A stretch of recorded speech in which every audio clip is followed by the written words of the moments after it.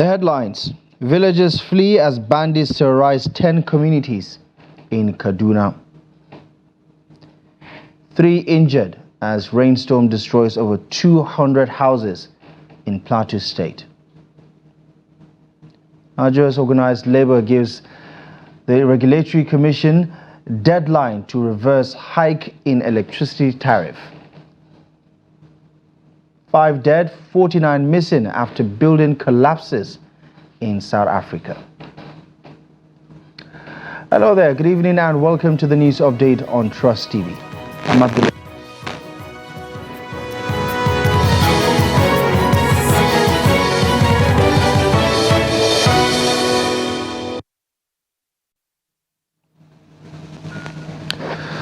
We start in Kaduna State, where residents of 10 communities in Giwa local government area of the state have due to the attack of bandits operating in the area. According to reports, many of those affected, particularly women and children, had to trek long distances to seek refuge across neighboring communities. Umar Awal Bijima, the representative of Giwa West constituency at the Kaduna State House of Assembly, said the exodus began after the redeployment of a dedicated and effective operative in the area who played a critical role in combating the banditry plaguing the communities. Now, he said the absence of the officer had emboldened the criminals operating in the area, leading to an alarming rise in their heinous activities as well as subsequent displacement of villagers. The operative says the affected villages included Gogi, Angwarbako, Marge, Tumburku, Bataro, Kayawa, and Una. Now, Samuel Aron, the Commissioner for Internal Security and Home Affairs, says relevant stakeholders, including the chairman of Giwa local government area as well as local leaders, have been engaged in discussions with the ministry regarding security concerns. He affirmed that the matter has been escalated to appropriate authorities, adding that the concerted efforts are underway to enhance intelligence gathering and bolster security measures in the affected areas. Elsewhere, 2 people have been reportedly killed and 18 others kidnapped by terrorists in Gefe community of Kala Ward in Kajuru local government area of Kaduna State. A resident of the area who confirmed the incident on Tuesday to newsmen says the terrorists invaded the village on foot on Monday morning at around 1 a.m. He also disclosed that since November last year, terrorists have been constantly disturbing the members of the community who have paid several sums as ransoms to free their relatives from captivity. He also said no contact has been made yet with the terrorists as regards the negotiation of a ransom. He also said the 2 dead victims have been buried according to Christian rites. Elsewhere, the Niger Armed Forces have apprehended a notorious Nigerian bandit kingpin, popularly known as Kachala Maidaji, near the border town of Ilela in Niger Republic. According to Zagazola Makama, a security analyst and counterinsurgency expert, Kachala Maidaji has left a trail of terror and devastation across northeast Nigeria over the past decade. The bandit leader was said to be particularly active in the Ilela region, terrorizing villages in the surrounding areas. Kachala Maidaji was captured by the Nigerian forces. But the Nigerian forces, I beg your pardon, as he attempted to rustle livestock across the Niger border. On Sunday, no fewer than 11 persons reportedly died and 5 injured when 2 vehicles drove over suspected bandit landmines in Gamborungala and Dikwa local government area of Borno State.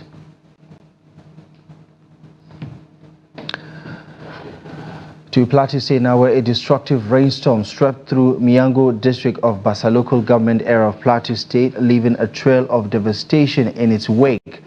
The storm tore through over 200 structures comprising residents, a healthcare center, classrooms, business premises, and poultry farms, mercilessly tripping off rooftops and leaving them in ruins.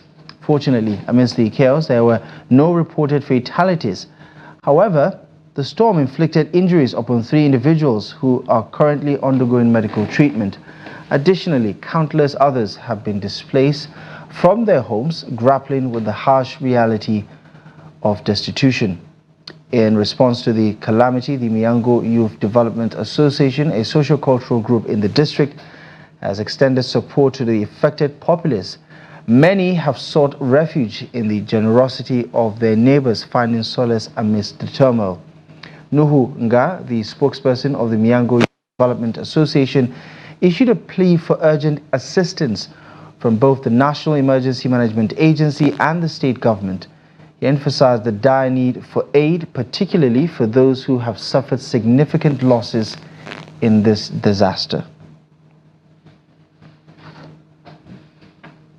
Barely 3 months following the opening of the Nigeria-Niger border, signs of economic revival are beginning to emerge in border communities spanning both nations, notably in Kwani village within Niger Republic and certain areas of Sokoto State.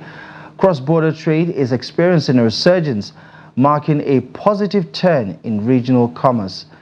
Now, business transactions between Nigeria and Nigerian entrepreneurs are flourishing yet again without impediments, signaling a promising trend of increased commercial activities. Yusho Adamu has a situation report.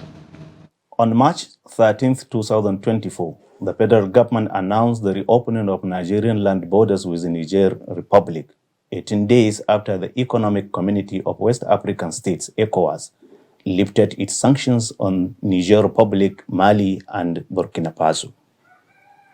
Commercial drivers shuttling between border communities of the two countries have returned to business after the reopening of the land borders.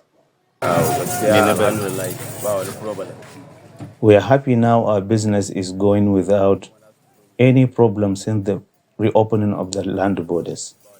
We travel in day and night hours, and we do not have any problem with security personnel at both countries' borders. According to some commercial drivers, less than 3 months after the reopening of land borders, transportation activities between the two countries have returned in earnest. At least between 3 and 4 commercial vehicles are conveying passengers from Babartasha in Sokoto State to Kwani village in Niger Republic every day and vice versa. Also, between 5 and 7 trucks of domestic animals are coming into Nigeria from Niger Republic, particularly on market days, for onward sales to interested buyers. I have been plying this road for the past 20 years. And apart from this year, when the Nigerian government closed its borders with the Niger Republic, we have never faced such problem before. We thank God, Nigerian government has reopened the borders and everything is moving smoothly. Also, local merchants dealing in animals, foodstuff, and other essentials have returned to daily transportation of goods between the two countries. Hawa Ulawali, a renowned trader from Kwani village in Niger Republic, recounted her experiences conducting business after the reopening of Nigeria-Niger land borders. We are buying and selling goods in both Nigeria and the Niger Republic. We are conducting our businesses peacefully after the reopening of the land borders. We are not facing any hindrances with both Nigerian and the Nigerian security personnel since the reopening of the land borders. The reports say business relationship among commercial drivers, traders, and security personnel at both Nigeria and the Niger borders remain cordial, as everyone is going about their businesses without hindrances. Transportation activities are going smoothly.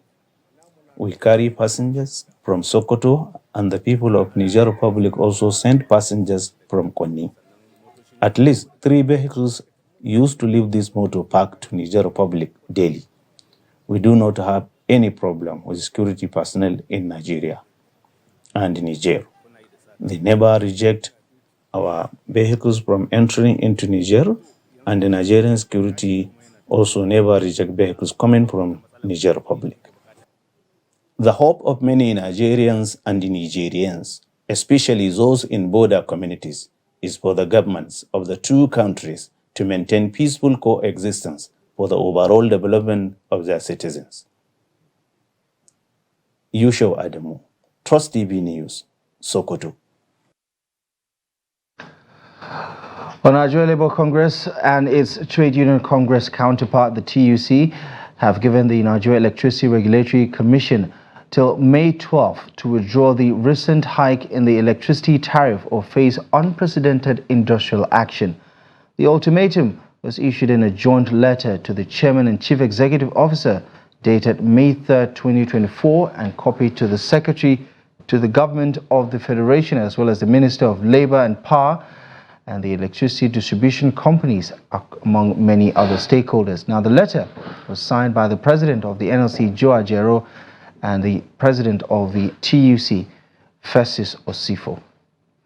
Staying with the developments in the power sector, the Nigeria Electricity Regulatory Commission's decision to split the Transmission Company of Nigeria into two entities, withdrawing one operating license, is raising questions about electricity availability, grid stability, and the integration of independent power producers. This move reflects ongoing efforts to address challenges within Nigeria's power sector. Noel Sampson in this report takes a look at the implications of this restructuring move. The newly established Nigeria Independent System Operator of Nigeria Limited will assume direct responsibility for the national grid and associated market contracts managed from Osogbo.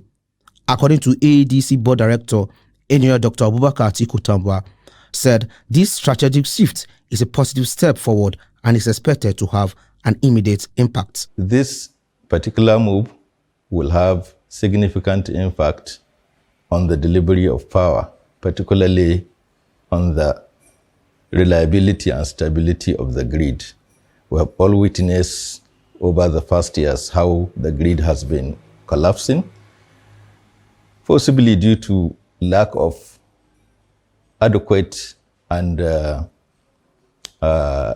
measures to address it.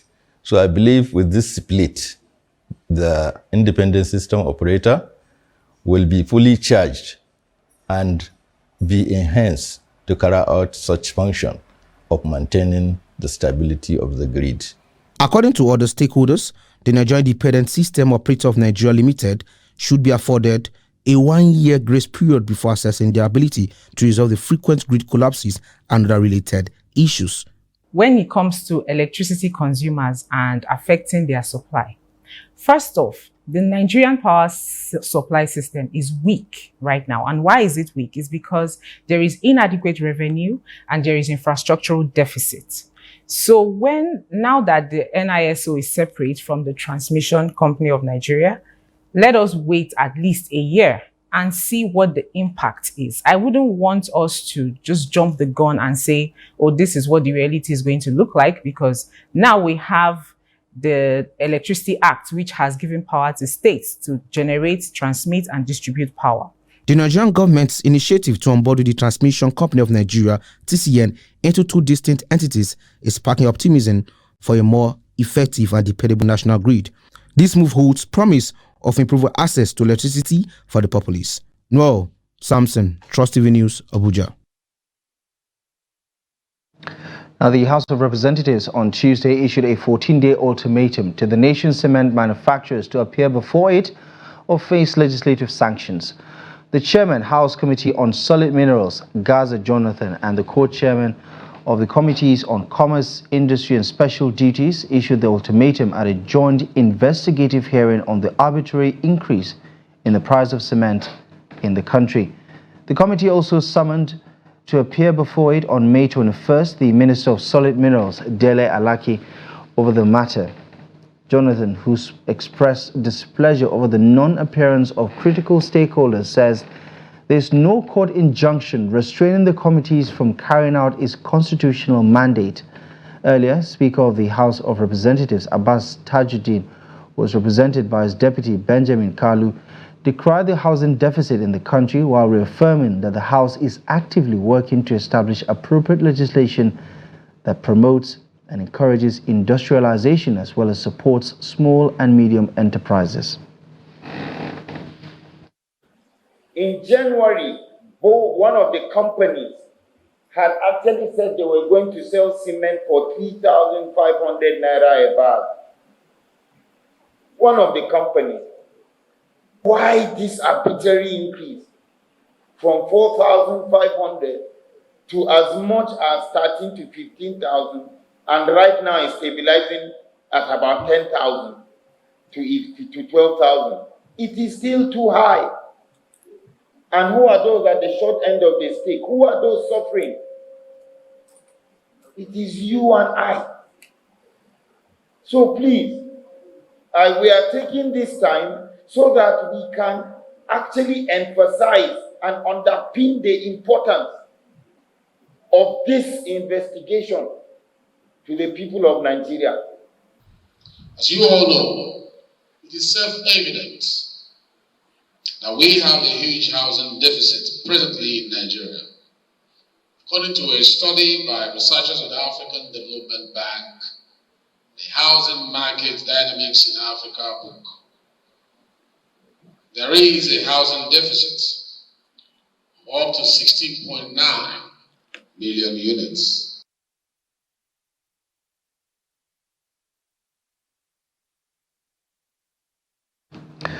You're watching the news update on Trust TV. Still to come. Showcasing artistry as a means to addressing social issues in Nigeria. More on the Kaduna Book Festival and many other stories after the break. Welcome back to the news. Let's take another look at our top stories at this hour. Villagers flee as bandits terrorize communities in Kaduna. 3 injured as rainstorm destroys over 200 houses in Plateau State. The Borno State Governor, Babagana Zulum, has flagged off the construction of a 113-kilometer ring road that will link the state capital, Maiduguri, with the west, east and southern parts of the city. Now, the governor said the project is part of his urban renewal drive to address city congestion problems, housing deficit, and spur economic growth in Borno State. He charged the Ministry of Works to deliver a good job and ensure timely completion of the project. Meanwhile, the Executive Secretary of the Borno State Geographic Information Service says 1.6 billion naira was paid to over 700 persons whose farmlands were affected due to the road project construction. The Maiduguri Ring Road is a brainchild of the current administration that covers Maiduguri with about 113 kilometers of roads and layouts that is supposed to enhance economic development, enhance security, solve the problem of housing deficit, and a host of others that would help the living condition of the populace of Borno State. This is the first phase of the ring road, 16.5 kilometers. And inshallah, as our economic situation improves, we shall not hesitate to expand the scope of the work to cover the entire 100 kilometers of the ring road.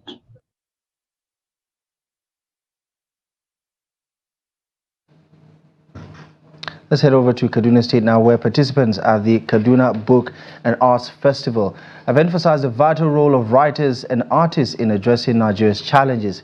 They highlighted how negative narratives about Nigeria could be corrected through literature and art, reshaping perceptions and inspiring positive change.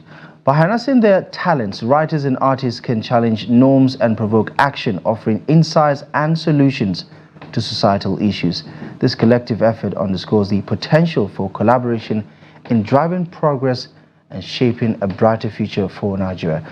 Trust TV's Bello Musa was at the event and now reports. The festival showcases works of different book writers, artists, and other enthusiasts. Declaring the festival open, Kaduna State Governor Obasani says the event would help in the advancement of states and the Nigeria education as well. It is clear that Kaba Fest is not just a festival. It has become a movement towards the establishment of a sustainable ecosystem for arts, providing young people with a platform where culture and commerce intersect fruitfully. Some of the participants say the festival afforded them the opportunity to improve their creative enterprises. It has helped me see new things from a wider perspective and how that as a woman and as a northerner I can do like great things. I don't have to dream small because of my culture or societal expectations. We had so many actors, Uzi Usman and Gideon Devino, Ria, and so many amazing actors and actresses of the Kannywood. And we have the chance to ask them some questions which we wanted to ask them but we couldn't. And now we have asked them and they gave us the answer. And we are. If you trade it back to the pre-colonial, era, you get to understand that there had been literacy in the northern Nigeria and people were used to reading. But along the line, we lost that. And there will be need for that to be brought back. So what you see is a woman in the kitchen, a woman looking after the children, and it is the male that goes out and... Despite the opportunity availed for the participants to expand their capacity, they cited some challenges hindering their growth. We face a lot of challenges because I feel basically, in fact, people in the north or most people from the south or west actually feel that we don't practice art because we don't really see it as a way of expressing ourselves. So even young writers who are trying to write don't have the time and the space to do that. So that's a problem. That's one of the challenges. So there are numerous challenges. Some are peculiar to the north, some are not. Of writers right now are having a problem of having focus.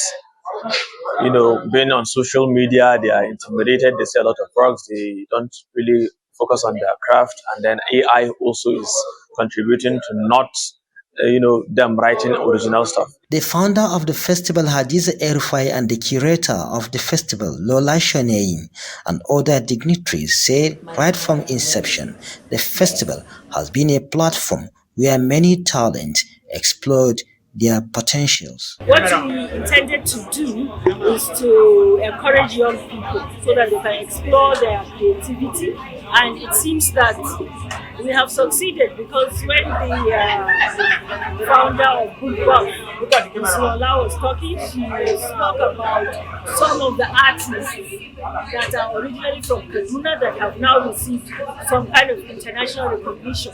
This is a very important event because it brings together young people from northern Nigeria to discuss about their personal development, their creative enterprises, and how to boost them. Funding is always a challenge, I can tell you that as a curator, but when we come to Kaduna State, that is not the case. This is the only state-funded literary festival that is organized in Nigeria today, and I think that's an excellent feat. Some of the features of the Kaba Fest are panel discussion, film presentation, book chat, art exhibition, poetry, among others. Bello Musa, Trust TV News, Kaduna. On the international scene, rescue teams worked through the night searching for dozens of construction workers buried under the rubble of concrete after a multi-story apartment complex that was being built collapsed in a coastal city of South Africa. Authorities said early Tuesday that the death toll had risen to 5, while 49 workers remained buried in the mangled wreckage of the building, which collapsed on Monday afternoon.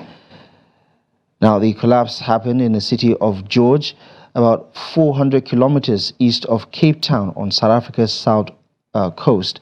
More than 100 emergency personnel and other responders were on the scene, using sniffer dogs to try to locate workers, some of whom were trapped under huge slabs of concrete that fell on them when the 5-story building came down. Rescuers made contact with 11 workers trapped in the rubble and were hopeful of bringing them out, according to the chief director of the Provincial Western Cape Disaster Management and Fire as well as Rescue Services.